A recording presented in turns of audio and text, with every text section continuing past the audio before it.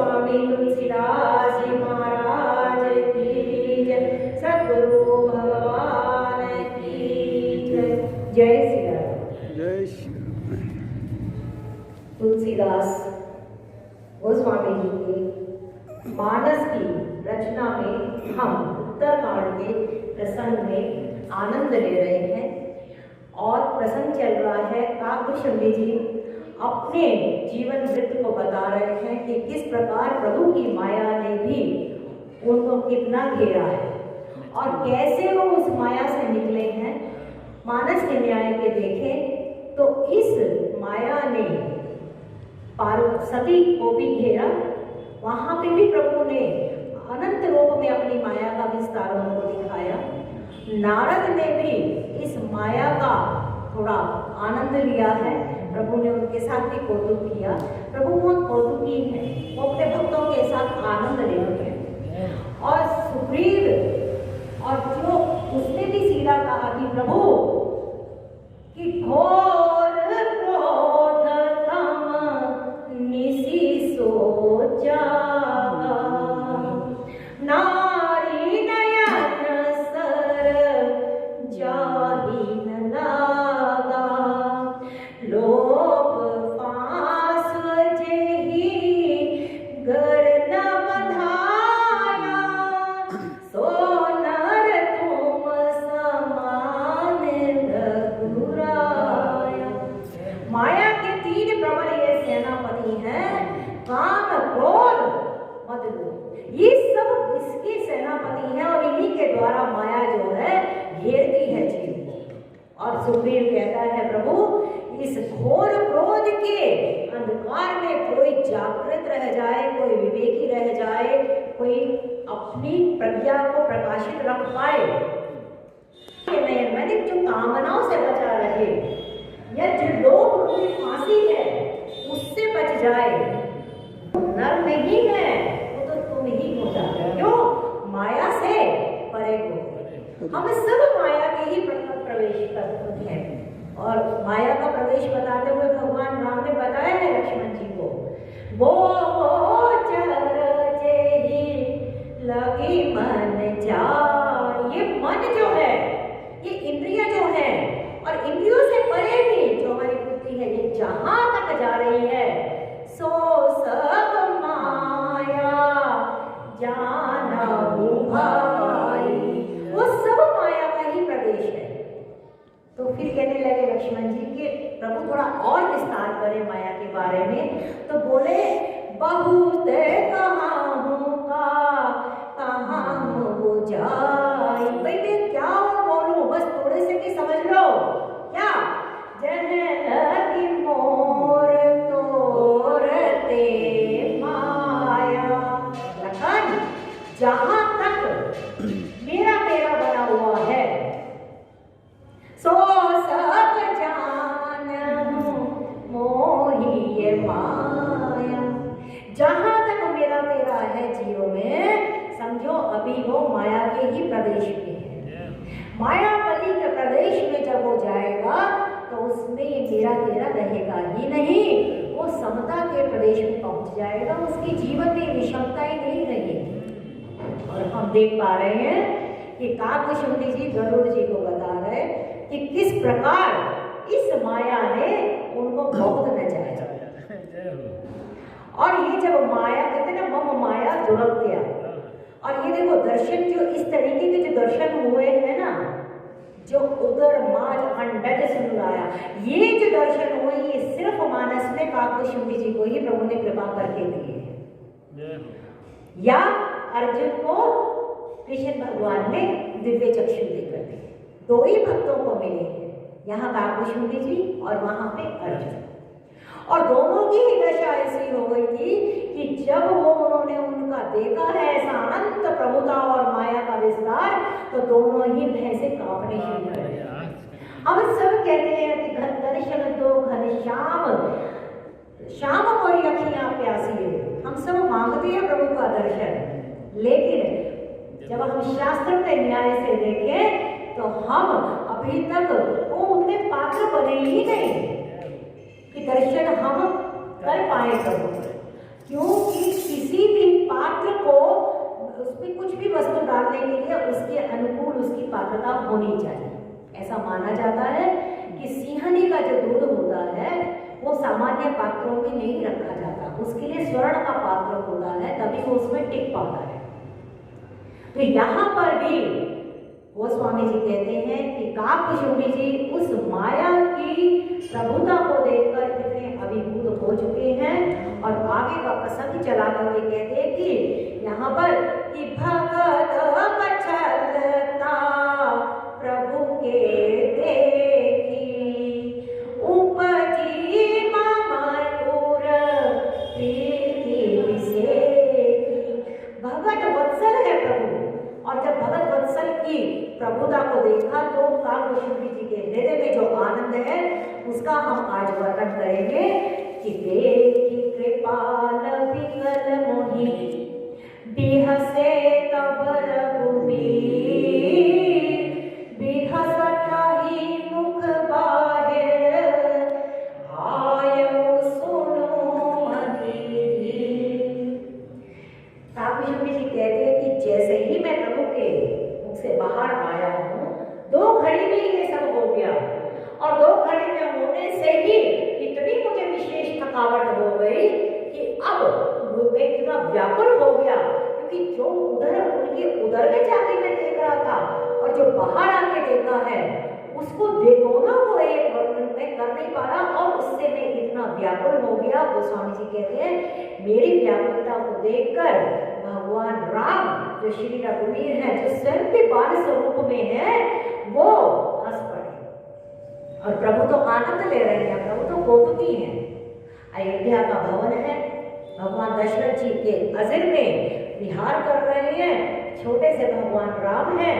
हम सब जानते ही हैं कि जब प्रभु का जन्म हुआ था तो जन्म महोत्सव जब हुआ तो उस समय भी भगवान शंकर के साथ काकभुशुंडी जी जाते हैं। तो ये उस समय का ही समय है कि जब प्रभु का जन्म हुआ था, और तब की ये लीला है, प्रभु बाल स्वरूप में है। और बात ही बात में वो मिलकर चले गए काकभुशुंडी जी, और जब बाहर आए हैं तो इतने वो व्याकुल कि ये सच है या वो सच है, ये वो है कौन। और वहां पर कहते हैं कि बिहसत ही मुख बाहिर आयो सुन मधीर। जब मैं व्याकुल हो गया भीतर देख देख कर कि ये क्या हो रहा है, अंदर समझ नहीं आ रहा, तो प्रभु हंस पड़े, और जैसे ही हंसे और तैसे ही मैं उनके जब बाहर आया, और कहते हैं कि प्रभु का जो हास है वो माया का विस्तार ही माना जाता है। सोई लड़काई मौसम करने लगे मुनीरा, और फिर उन बालकों के समान मेरे साथ मस्ती करने लग गए, खेलने लग गए, कभी ऐसे पकड़ रहे हैं, कभी वैसे भाग भाग के पकड़ रहे हैं। अब जो काकभुशुंडी जी हैं वो अब समझ नहीं पा रहे कि ये हो क्या रहा है। ऊटी भांति समझाओ मन न लगे विषय।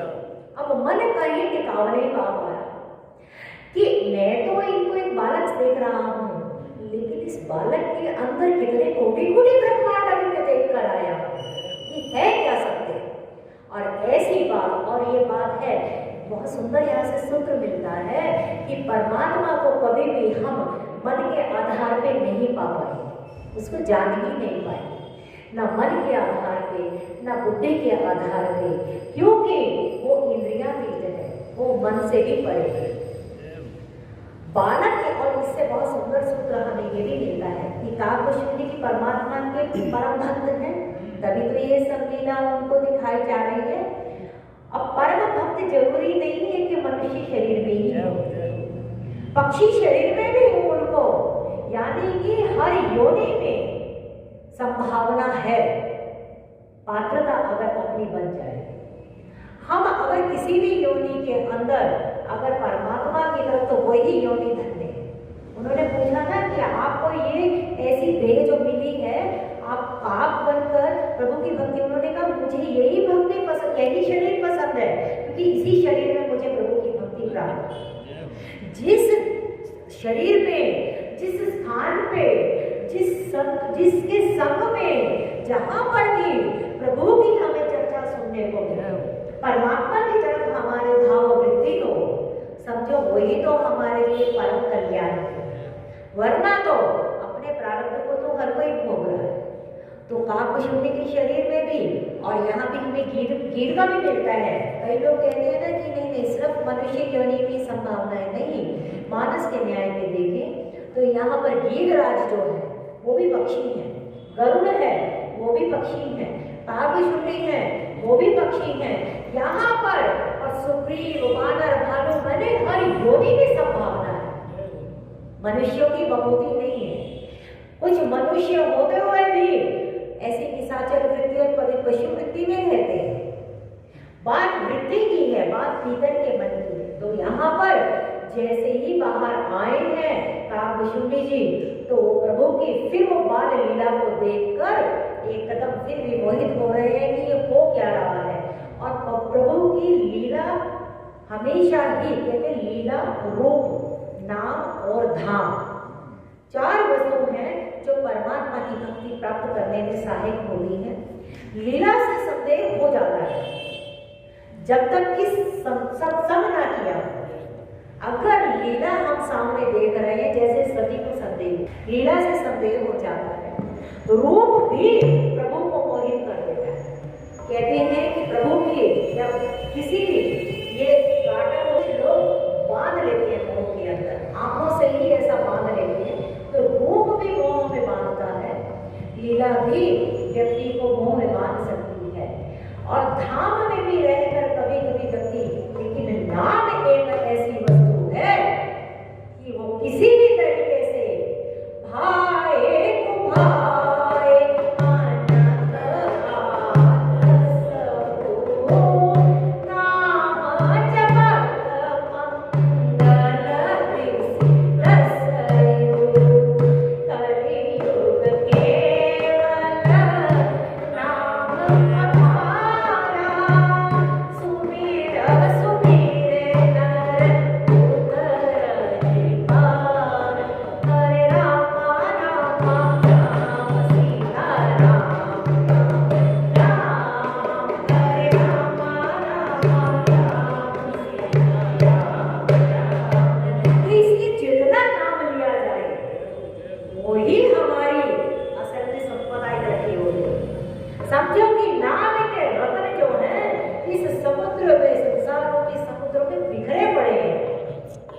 जो जितना तोता लगाएगा उसमें से वो इकट्ठा करता चला जाए और अपनी संपदा बनाते जाए। क्योंकि जिसके पास नाम की संपदा होगी तो नाम वाला नहीं डरेगी, उस नाम वाले को कोई डर है ही नहीं। क्यों? क्योंकि नाम तुम्हारा, क्योंकि राम से बड़ा राम का नाम। कहाँ लगी नाम बढ़ाई, कहो कहाँ लगी नाम बढ़ाई, राम न सकही नाम। नाम की अत्यंत महिमा है। जितना हम अपने नाम की संपदा को बढ़ाते चले जाएंगे उतना ही हम खुद में अपने आप को धन्य महसूस करते चले जाएंगे। शास्त्र भी हमें यही समझा रहा है। गोस्वामी जी कहते हैं कि काकभूषुंडी जी अब जो प्रभु की बाल लीला है, बच्चों की तरह जो वो कर रहे हैं कार्यक्रम, जैसे कोई उसको रोटी डाली तो जैसे पक्षी होते हैं आधा खाया आधा छोड़ दिया, ऐसे ही भगवान जाकर वो रोटी पकड़ रहे हैं, उसके पीछे पीछे भाग रहे हैं। तो वो जो ऐसी सब लड़काई की जो देख रहे हैं लीला, ऐसे उनको फिर भी मोहित हो रहे हैं और वो करोड़ों भागी से अपने मन को समझा रहे कि मैं इन्हीं की तो भीतर गया था। अत्यंत हमने वहां पर ब्रह्मांड देखे, ये क्या वही बालक है? क्या मैं समझूं कि ये ब्रह्म है? जब तक संत का संग नहीं होता, गुरु का संग नहीं होता, तब तक ब्रह्म भी सामने आ जाए तो ब्रह्म ही बना रहेगा। क्योंकि गुण गोविंद दो खड़े आगे लाभो पाए, बलिहारी गुरु आपने जिन गोविंद दियो मिलाए। अब मेरे साथ कोई व्यक्ति खड़ा हो, मुझे उसके नाम पता है कौन है और उसके बारे में कभी मैंने जाना ही नहीं है, तो वो चाहे कितना ही महान व्यक्ति होगा, हमें नहीं पता, लेकिन कोई उनका आकर सेवक बता दे कि ये तो फला फला है, तो एकदम हमारी निगाह में उसके लिए इतनी बढ़ जाती है। यही जब तक संत परमात्मा से हमारा उसके महिमा का उसका गान नहीं करवाते, ज्ञान नहीं करवाते हैं, तब तक हमें भी उस ब्रह्म का भ्रम बना है। तो यहाँ पर स्वामी जी कह रहे हैं कि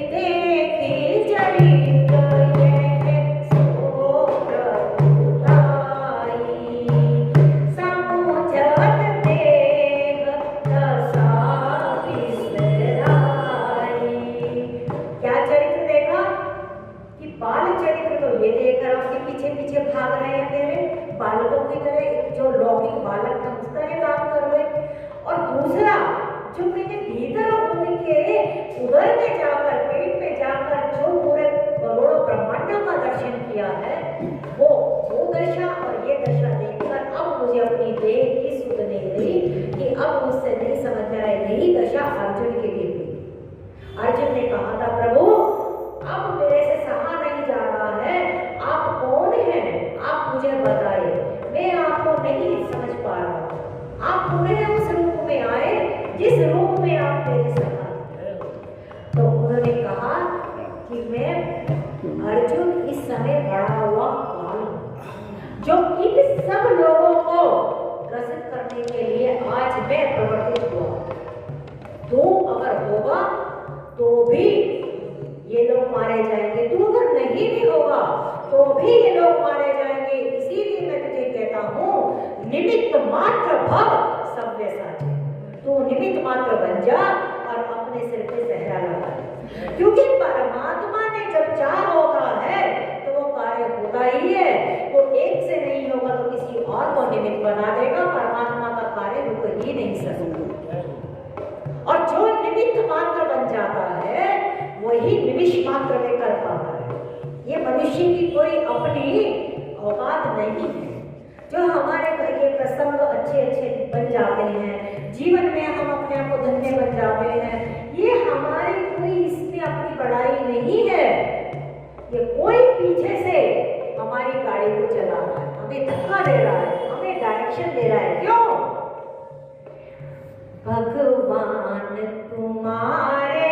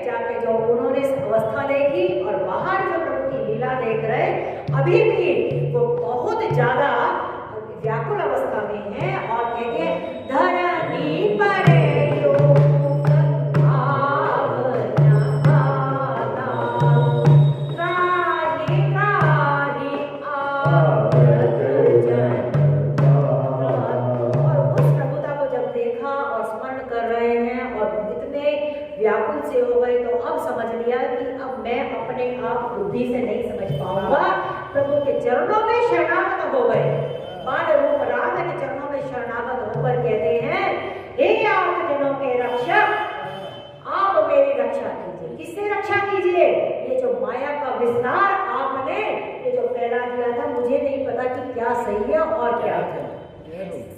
अवस्था जो थी सती की हो गई। जब सती गई है परीक्षा लेने प्रभु राम की, तो वहां पर अखंडित वहां पर राम और सीता और लखन जब उनको दिखे हैं, तो सती की ऐसी अवस्था हो गई कि फिर वो आंख मूंद के वहीं पर ही बैठ गई, उसको कुछ समझ में नहीं आया।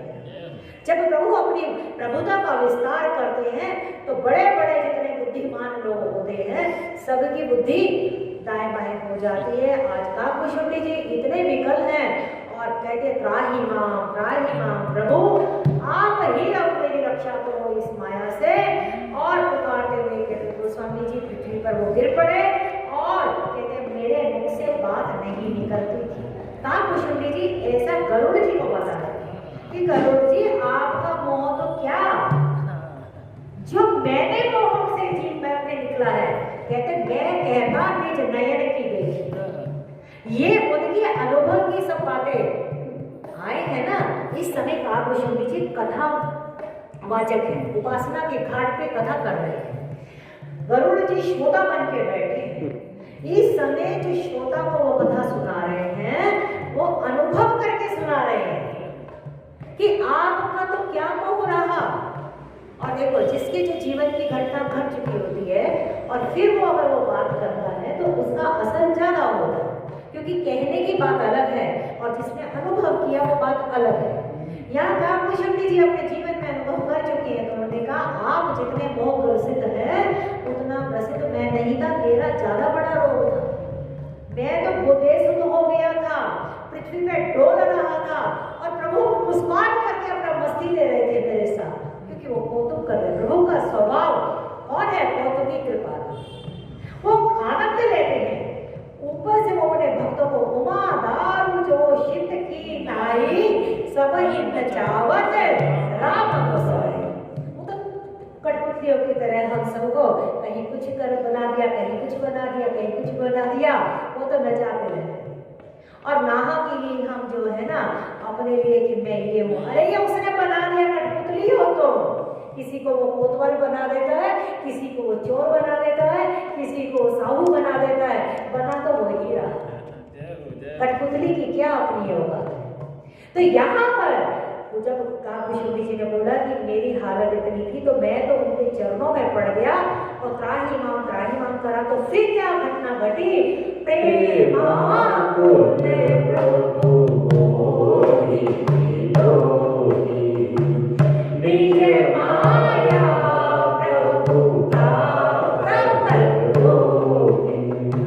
जब रक्षा करने के लिए पुकार लिया ना कि प्रभु बस अब बहुत हो गया, अब मुझसे नहीं सहा जाएगा।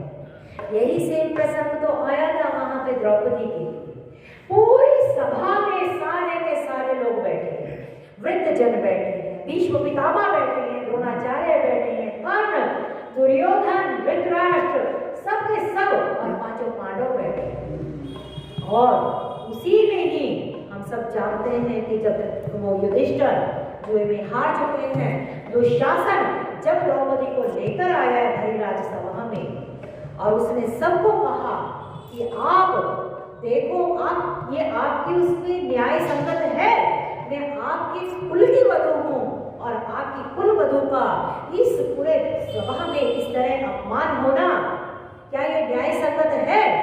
उस समय सभी चुप थे, सिर्फ एक विकर्ण था जो बोला था, या विदुर बोला। घटना तो वहीं से घट चुकी है, क्योंकि द्रौपदी ने जिनको देखा वो सबके सब चुप रहे। कृष्ण ऊपर से देख रहा।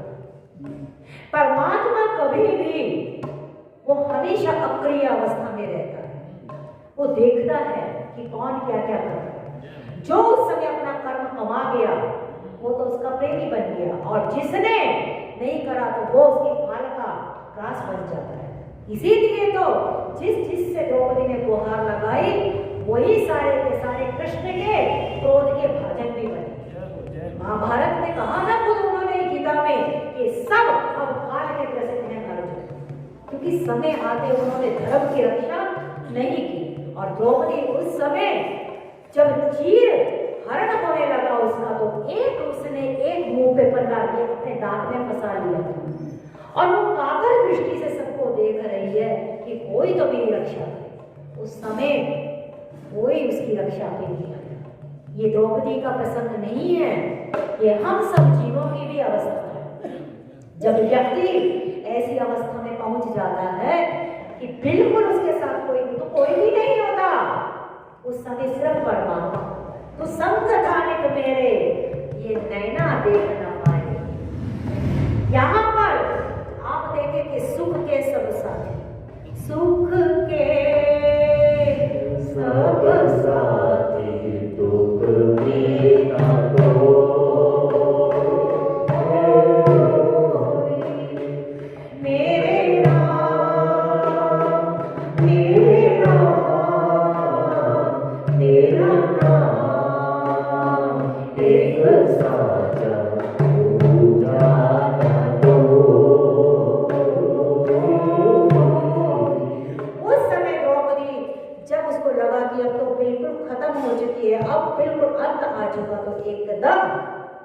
मुंह से वो भी निकला और कहती है, हे कृष्ण, हे द्वारकावासी, हे ब्रज आर्तजन, अब तू। और जब उसने अंततः पुकारा है तो परमात्मा कहते कि वस्त्र अवतार रूप में आए। कृष्ण नहीं आए, वस्त्र अवतार रूप में आए। उसका अवतार किसी भी रूप में हो जाए, कच्छप अवतार में, मीन अवतार में, कमट में, किसी भी रूप में, और वस्त्र अवतार में भी। और परमात्मा ने उसने उदाहरण दिया द्रौपदी ने कि आप बाद में कि आपने इतना टाइम क्यों लगाया। उन्होंने कहा, मैं तो कब से सोच रहा था कि द्रौपदी मुझे पुकारे। आओ मेरे बनवारी, द्रौपदी पुकार रही, आओ मेरे बनवारी, चीर बड़ा जाओ, हाजी चीर बड़ा जाओ, मेरी लाज को बचाना है। चीर बड़ा जाओ।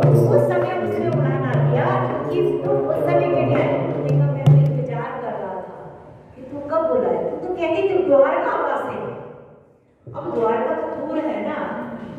जब तुमने कहा हे ब्रजवासी, तो ब्रज तो पास था, मैं तो उसी समय आ गया। जब मेरे भक्तों की पुकार मैं सुनता हूँ तो मुझसे रहा नहीं जाता।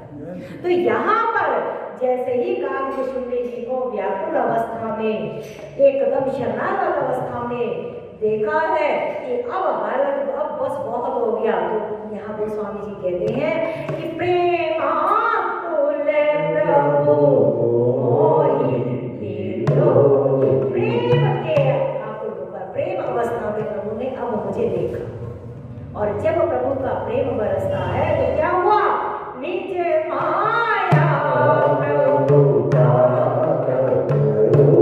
जब प्रभु प्रेम करते हैं तो अपनी माया को हटा देते हैं। जब प्रभु दया करते हैं तो अपनी माया का विस्तार करते हैं।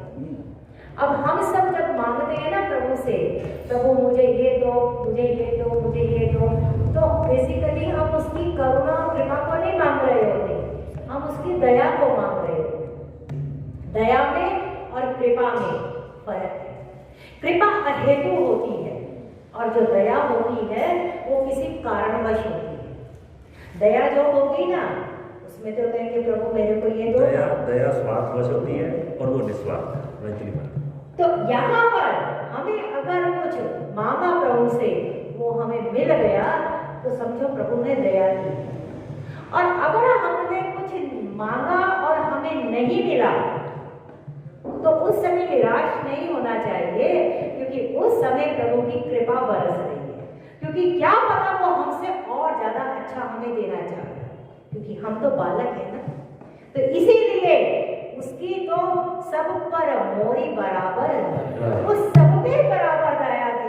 दया तो उसकी सब पर है, लेकिन कृपा वो उसी पे ही करता है जिस पे उसका प्रेम आ जाता है। और जो निस्वार्थ भगत होता है, निष्काम भगत होता है। हम तो सारे के सारे सकामी भक्त है ना। हमारी प्रार्थनाओं में, हमारी आरतियों में, हमारे कीर्तन में, हमारी हर जगह में कामना रहती है। और कुछ हद तक तो देखो शरीर ही क्योंकि कामना से बना है तो इसलिए इसमें कामना रहना स्वाभाविक भी है। लेकिन एक अवस्था आने पे धीरे धीरे ये कामनाएं खत्म होती चली जाए, ऐसा हमें ऐसा सत्संग कामना तभी होती है जब हमारी मन की चाहना पूरी नहीं होती, तभी हमारे अंदर कामना का जो है वो उद्भव होता है। कामना तभी आती है जब हमारी मन की जो है इच्छा पूरी नहीं होती। लेकिन कुछ अवस्था तक तो हमें कामनाएं चाहिए। भाई बालक भी आने हैं, अपना घर सब देखना है, गृहस्थी है, तो कामनाएं चाहिए, ऐसा नहीं है, व्यवहारिकता के लिए हमें करना पड़ेगा। लेकिन बालक भी आए गए, सब काम हो गया, वो बात अलग। फिर उसके बाद भी हम और कामनाएं बढ़ाते चले जाए, अब मेरे बालक के लिए हो जाए, अब मेरा ऐसा हो जाए, तो फिर उसमें हम लोग धीरे धीरे अपना ही तो नुकसान भाई करते हैं। ऐसा है ना, बुढ़ापे में आके आदमी जब 60-65 वर्ष का हो जाता है, कहे मैं 20-21 साल का हो जाऊं तो ये तो होना संभव नहीं है। तो भैया जब आपकी जो जिम्मेवारी खत्म होगी तो कामना मत बढ़ाओ ना फिर, क्योंकि जो चीज़ संभव नहीं हो सकती उसको क्यों बढ़ाते हो? सोचने वाली बात तो ये है। लेकिन ये कामनाएं भी बिनु संतोष ना काम न साई, काम अटत सुख सपने नाई। बिना संतोष के कामनाएं जाएंगी नहीं। अब संतोष कहीं ना कहीं किसी अवस्था पे करना ही पड़ेगा। बस सीधी बात। जितना जितना मात्रा में हमारा संतोष बढ़ता चला जाएगा उतनी मात्रा में हमें आनंद आना शुरू हो जाएगा। लेकिन बिल्कुल ही कामना खत्म हो जाए तो ये थोड़ा व्यवहारिक सूत्र नहीं लगता। एक अवस्था तक तो हमें प्रभु से मिलेगा सब कुछ, और किसके पास जाए? तुम्ही हो माता पिता, तुम्ही हो बंधु सखा। वही तो हमारे सब कुछ है। दुनिया के सामने तो नहीं मांगूंगा ना, यहाँ पर मुझे तेरे नहीं देखो कि मैं तेरी दर से अब कहीं जाया नहीं जाता, क्योंकि तेरे दर पे आके अब बैठ गया हूँ। अब दूसरी कहीं दर पे जाना मुझे मुश्किल है। मेरे अपने टूटे हुए पाए पे साधन का पैर टूट गया है और वो आकर मंदिर के द्वार पे बैठ गया है। कहते हैं मेरे टूटे हुए पाए का मुझ पे इतना एहसान है कि अब किसी और के दर पे जाया नहीं जाता, किसी से उनकी रहमत का पता आया नहीं जाता, किसी से उनकी रहमत का पता आया नहीं जाता। एक अवस्था पे हमें थोड़ा थोड़ा संतोष करना पड़ता है। तो यहाँ तो स्वामी जी कह रहे हैं कि प्रभु ने जब प्रेमाकुल अवस्था में भावभूषणी जी को देखा, उसी समय निज माया जो अपनी माया थी उसकी प्रभुता को रोक दिया। और जैसे ही माया रुकी है तो क्या किया? कर सरोज प्रभु मम सिर धरेऊ, दीन दयाल सकल दुख हरेऊ। जैसे ही प्रभु ने अपना कर कमल मेरे मस्तक पे रखा है, वो स्वामी जी कहते हैं कि मेरा संपूर्ण दुख जो था सारा का सारा उन्होंने हर लिया। ये भी एक दीक्षा का प्रकार होता है।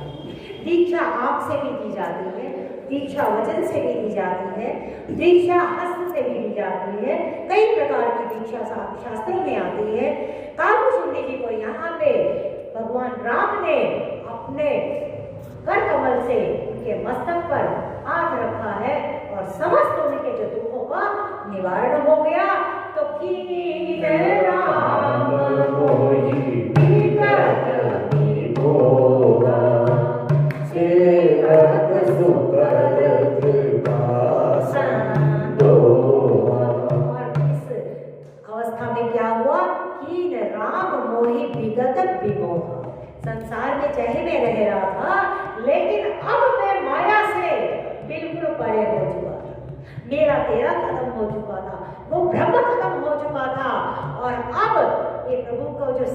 कौन है प्रभु जो अपने सेवकों को सुख देने वाले हैं, कृपा के धाम हैं।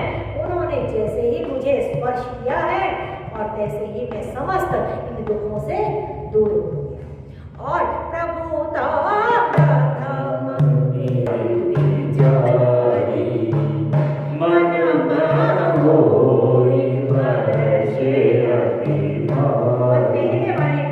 पहले वाली प्रभुता मैंने जो प्रभु के उदर में उन्होंने जो विलास देखा है, प्रभु की प्रभुता देखी है।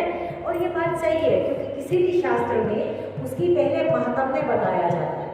महात्म्य किसलिए बताया जाता है कि इस शास्त्र की प्रभुता, इसकी क्या वैल्यू है, उसका पहले थोड़ा बखान कर दिया जाए, ताकि जो सुनने वाला है फिर उसको उसका महत्व भी पता लग जाए। अब प्रभु ने जब अपनी प्रभुता काभूषुंडी जी को एक बार दिखा दी थी, अब उसी प्रभुता को याद कर करके अब उनके मन में अत्यंत हर्ष हुआ।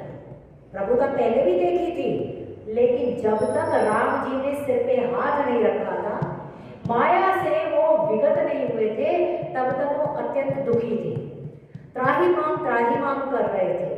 लेकिन जैसे ही उन्होंने स्पर्श किया, स्पर्श करते ही क्या कहते हैं, संत के लक्षण में ये गोस्वामी जी कहते हैं, मुख देखत पातक हरे।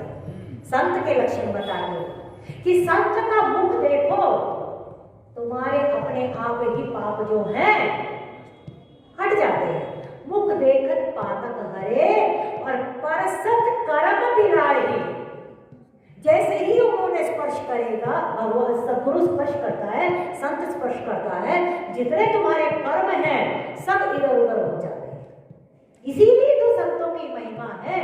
और ये मैं बताऊं, ये धराधाम कभी भी संतों से अछूती नहीं है। यहाँ संत हर काल में, हर युग में रहे हैं। अब तेरी आंखें ना करे दीदार तो मेरा हनुमान क्या करे। हनुमान यहाँ हर अवस्था में यहाँ पर है, लेकिन हमारे को वो अर्जुन जैसी दिव्य चक्षु नहीं है। और ये पात्रता बनाने के लिए हमें सिर्फ और सिर्फ निष्काम भक्ति और प्रभु का नाम जितना हम लेते चले जाएंगे, हमारी पात्रता बनती चली जाएगी। भाई एक बात बताओ, IAS की नौकरी हो या कोई भी गवर्नमेंट नौकरी हो, उसके लिए भी तो एक पात्रता चाहिए ना, जिसको कहते हैं एलिजिबिलिटी। कहीं पर BA की क्वालिफिकेशन चाहिए, डॉक्टर की अगर नौकरी लेनी है तो MBBS चाहिए। हर फील्ड की अपनी अपनी एक पात्रता होती है। तो परमात्मा की इतना बड़ी जो ब्रह्म को हमें अनुभव करना है, उसके लिए भी तो पात्रता चाहिए। और उस अब 12वीं करते हैं, फिर उसके बाद मेडिकल करते हैं, तो कम से कम बच्चों को 25-26 साल लग जाते हैं। 25-26 साल लगते हैं तब कहीं जाकर नौकरी मिलती है। तो यहाँ पे परमात्मा को दर्शन करने के लिए, परमात्मा का अनुभव करने के लिए तो पहले तो पात्रता बनानी पड़ेगी। राम जी की पाठशाला में आकर रोज अटेंडेंस लगवानी पड़ेगी। उसमें मैं भी डिफॉल्टर हूँ। उसका पहला शब्द ये है कि हमें भगवान के आगे दीनहीन होकर प्रस्तुत करना है, तभी जो है वो पात्रता बन पाएगी। देखो सीधी बात है, क्योंकि अच्छे हैं बुरे हैं, जैसे भी है वो तेरे हैं, बस इतनी सी बात है। उसके लिए भी अब बालक घर में बैठा कह रहे कि अच्छे हैं बुरे हैं, पर मैं पढ़ना तो चाहता हूँ, लेकिन क्या करूँ, जा नहीं पाता हूँ, तो वो पढ़ नहीं पाएगा। नहीं, तो वही चाहिए पहली शर्त तो यहाँ आना और उसके उनके आगे दीनहीन होना, बस आना। और ध्यान से, जैसे बच्चा स्कूल में पढ़ता है, अच्छी तरीके से टीचर का सुनता है, उस तरीके से हमें उसमें मन लगा। अब ये नहीं ना भाई एक दिन बच्चा आए और कई दिन गायब हो जाए राधा जी की तरह। संसार की क्लास में तन चाहिए। मैं कॉलेज जाता हूँ, स्कूल जाता हूँ, अगर तो मैं कहूँ जी मेरा तो तन ही नहीं था, वैसे मेरा मन यहाँ था, तो मास्टर मेरा अटेंडेंस नहीं देगा। लेकिन परमात्मा को मन चाहिए, अगर नहीं भी आए और मन परमात्मा में लगा तो अटेंडेंस लगेगा। लेकिन मेरा ये अनुभव है, अरे जी एक्सक्यूज मत मांगो। नहीं एक्सक्यूज मी, ये मैं क्या अपने एक्सक्यूज मत मांगो। ये डिफॉल्टर मैं भी हूँ, तो मैं अपना अनुभव बताती हूँ। मैं जितने दिन एब्सेंट रही हूँ, मैं सच बताऊँ ईमानदारी से, मेरी ना तो राम नाम की माला हुई, पक्की बात तो ये है, और ना ही इस समय ना ही मेरा स्वाध्याय हुआ और ना ही, क्योंकि मैं घर में थी तो वहाँ की भी वाइब्रेशंस, वहाँ के भी अणु परमाणु असर करते हैं। मंदिर में जब हम किसी मंदिर का संतों स्थान के ऐसा है ना, स्थान में बैठे, क्यों सब भक्त मिलकर घेरेंगे तेरे नाम की माला फेरेंगे, फिर